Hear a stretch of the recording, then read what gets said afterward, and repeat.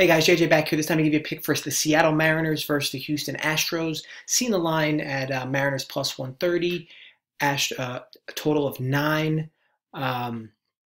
This is just a line I really don't understand, and it's for a few different reasons.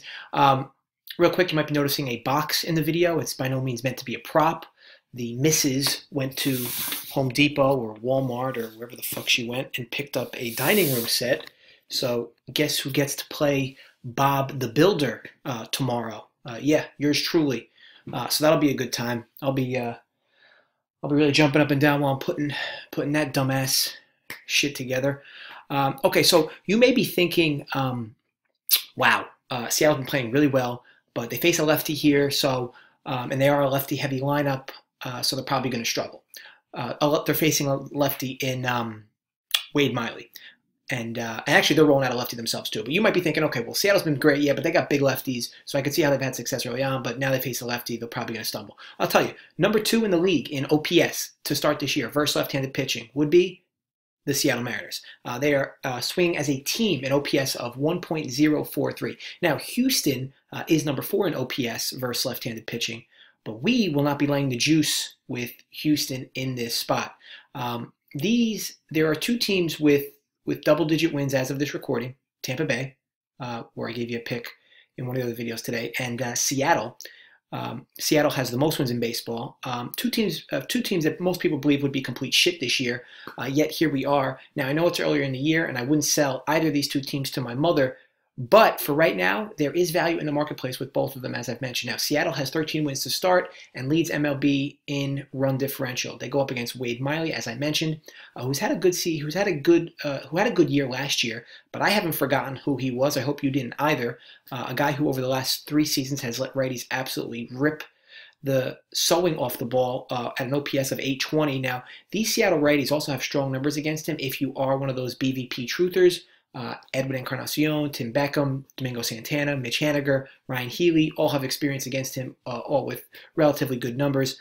I like a Seattle team who's been scoring at a torrid pace to keep the bats hot here and touch up Miley for a few. Now, on the other side, we happen to have 49-year-old Wade Leblanc pitching for Seattle. He's actually 34, but if you've ever seen him, you'll know what I mean. He's basically transitioning through some type of Benjamin Button phase. He's a low strikeout guy that basically pitches to contact. But he doesn't really have bad numbers against right-handed bats. I know people always get afraid, like whenever they want to go against Houston or pick a team against Houston that's throwing out a lefty. You know, Houston's got that big righty lineup, Altuve, Springer, Correa, Bregman. But I'll tell you, Wade LeBlanc hasn't been that bad against right-handed pitching. Now, there are some good numbers for Houston here against LeBlanc. But, like I said, we're not laying the juice here. We're getting a dog price. So, you know, you may be hearing me talk about all this potential for runs and maybe thinking, oh, why don't you just bet the game over? Well, for the park in Seattle, the total of 9 is actually a very high one. It's one of the better pitcher parks in the American League. So I'm going to stay away from the big number here at a pitcher's park. But nonetheless, the offenses could certainly get going for both squads, especially with how good they are versus lefties early on. Now, what we basically have here, the long story short, home team playing the best in baseball. Lead the league in run differential. I'm getting plus 130 versus a left-handed pitcher who Seattle, to start the year, is number 2 in the league in OPS. They are just pounding left-handed pitching. This current price of open is being driven primarily because of the Astros name, and it's not really taking into effect how good Seattle has been to start. Now, I have Seattle as a slight dog in this handicapping at plus 105, but certainly not plus 130. So I'll take the extra 25 vig in our favor, and I will bet Seattle in this spot at the juicy dog price. Now, look, could Houston win this game? I mean, they certainly could win this game.